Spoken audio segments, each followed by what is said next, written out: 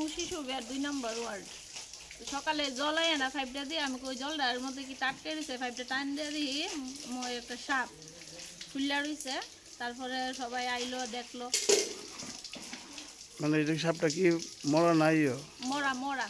আচ্ছা, তারপরে তারপরে পাইপটা টান দিছে, এবার জলটা কোনো রকমে বাইরে না। তারপরে হ্যাঁ বাবা এটারে খুললা টান না দেখছে এটার মধ্যে এই মতো সাপ মরে রয়েছে। এটা কিসের মানে জলটাকে সাপ্লাই না? সাপ্লাইয়ের জল। এই জল দিয়ে তো আমরা ঘরে ফিল্টারে জল দিতেছি, বাচ্চা স্নান করতেছে, বাচ্চারা জল খাইতেছে, ঠাকুর করে পূজা দিতেছি এই জল দিয়ে। ওই কি করবেন এই ব্যাপারে? খুবই খারাপ, কি করবো।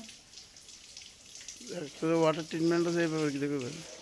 তাহলে তারা তো কোথাও বিশুদ্ধ জল দিতেছে, জল সিদ্ধ করে জল ফাটায়। তাহলে এইসব জলের মধ্যে আমরা প্রায় সময় জলের মধ্যে মাছ পাই, চিংড়ি মাছ থাকে, ছোট মাছ থাকে।